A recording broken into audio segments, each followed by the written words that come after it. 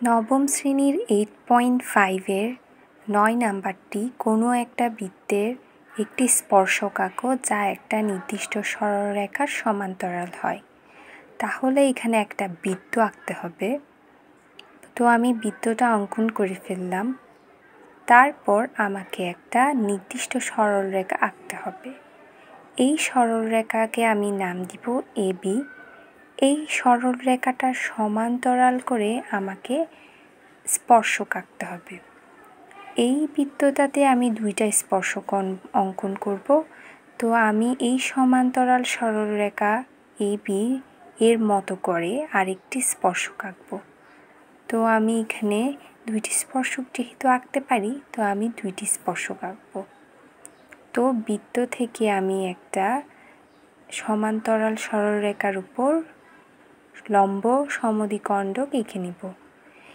মানে এই সরলরেখাটাকে সমদ্বিখণ্ডিত করব। তার জন্য ওকে কেন্দ্র করে একটি বৃত্তচাপ নিই। এবার AB এর উপর যে বৃত্তচাপটি অঙ্কন হয়েছে তার অর্ধেকের বেশি ব্যাসার্ধ নিয়ে দুই পাশে দুটি বৃত্তচাপ আঁকি। দেখো আমি বৃত্তচাপ দিয়ে দিলাম। এবার এই লম্ব দ্বিখণ্ডকটি আমাকে যোগ করতে হবে। তো আমি বৃত্তের কেন্দ্রটা দেখি আগে কোথায় আছে, তাহলে আমি যোগ করতে পারবো। তো বৃত্তের কেন্দ্র থেকে যোগ করা হবে এখন। তুমি প্রথমে বৃত্তের কেন্দ্রটা নির্ণয় করে ফেলবা, তারপর যোগ করে দিবা। বৃত্তের কেন্দ্র O থেকে এটা যোগ করে দিতে হবে। তো যোগ করে আমি O বিন্দু থেকে আর একটু বর্ধিত করি।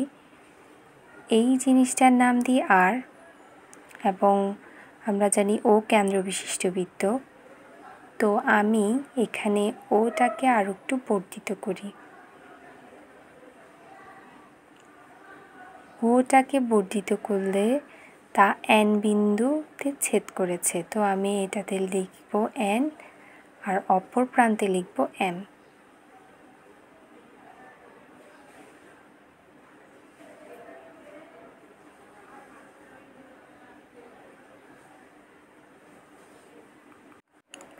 এবার তাহলে আমি M আর N কে কেন্দ্র করে একটা লম্ব আঁকবো। তো তোমরা তো সবাই লম্ব আঁকতে জানোই। প্রথমে একটা এভাবে বৃত্তচাপ নিতে হয়, তারপর এর অর্ধেকটা নিয়ে এক পাশে একটা কাটতে হয়, আবার অর্ধেক নিয়ে অন্য পাশে কাটবো। কাটার পরে দুই পাশ থেকে নিয়ে দুইটা বৃত্তচাপ এঁকে নিব। এই পাশে একটা বৃত্তচাপ দিব, এই পাশে একটা বৃত্তচাপ দিব। এবার আমি এটা যোগ করে দিব। M এর সাথে এই যে আমি যেই বৃত্তচাপটি পেয়েছি সেটা যদি যোগ করি তাহলে আমি একটা স্পর্শক পেয়ে যাব। দেখো এই স্পর্শকটা কিন্তু বৃত্তকে স্পর্শ করে চলে গেছে, M বিন্দুতে স্পর্শ করেছে। তো আমি স্পর্শকটা আঁকবো খুব সুন্দর করে এঁকে ফেলবা। একটু 19-20 হলে বৃত্তটার বাইরে চলে যায় বা লম্বটা একটু বাঁকা হয়ে যায়। তোমরা অঙ্কন করার সময় নিজেরা এটা ঠিক করে ফেলিও। তো আমি এটার নাম দিব CD। কোন অপর প্রান্তে আরেকটি লম্ব আঁকবো। লম্ব আঁকার টেকনিক তো তোমরা জানো। এভাবে একটা কোণ দিতে হয়, তারপর কেটে নিতে হয় অর্ধেক অর্ধেক করে। তো আমি অর্ধেক অর্ধেক করে কেটে দুই পাশ থেকে বৃত্তচাপ অঙ্কন করব।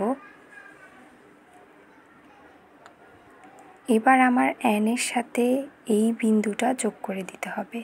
এটা CD ছিল। এবার আমি যেটা আঁকবো সেটা হচ্ছে EF। এটা সাবধানতার সাথে যোগ করবা যাতে করে মিলে যায়।